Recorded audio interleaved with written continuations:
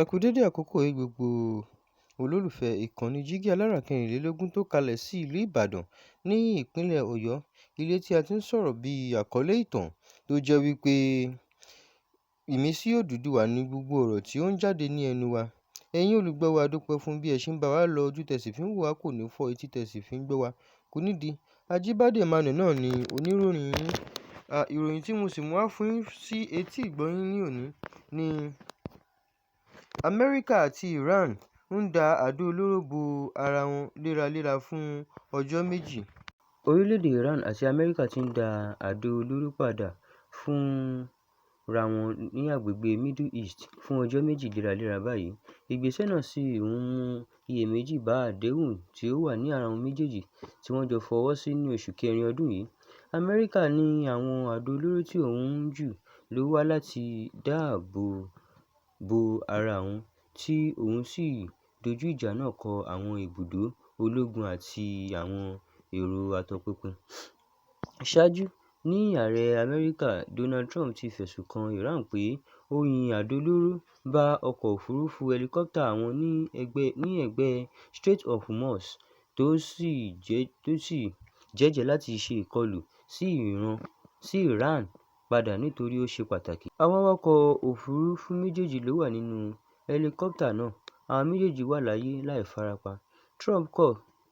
Trump kọ sójú òpó ayélujára Truth Social rẹ̀.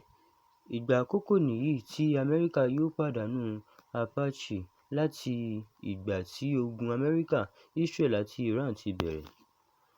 Ilé-iṣẹ́ US Central Command (CENTCOM) ti ṣáájú sọ pé àwọn ọmọ ogun méjì ni wọ́n ti kọ́kọ́ dóòlà láàrin wákàtí méjì síra wọn tí wọ́n sì wà ní àlàáfíà lẹ́yìn tí ọkọ̀ òfurufú AH-64 já lulẹ̀ ní ẹ̀bá odò Oman.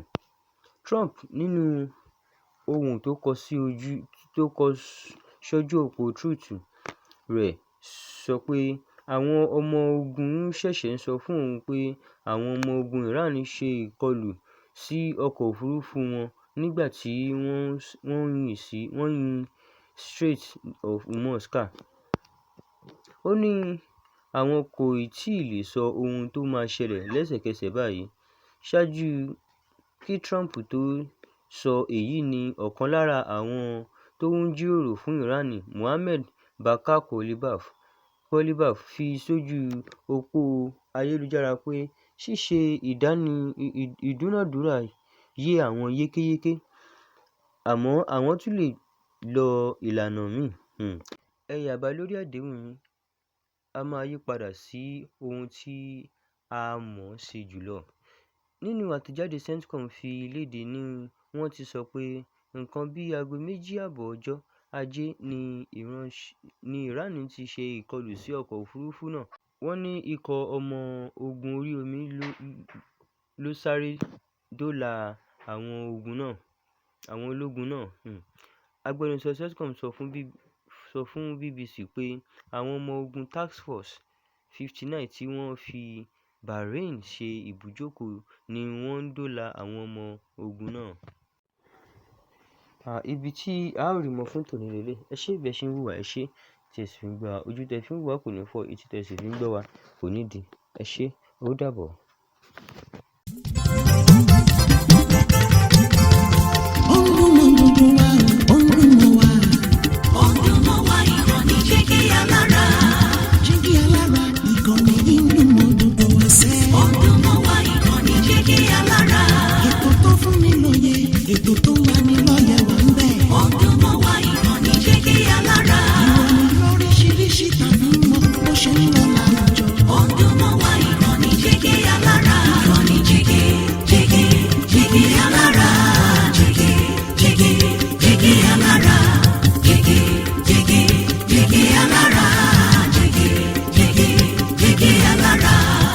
Ìkànnì Jígí Alára 24, bàbá gbogbo.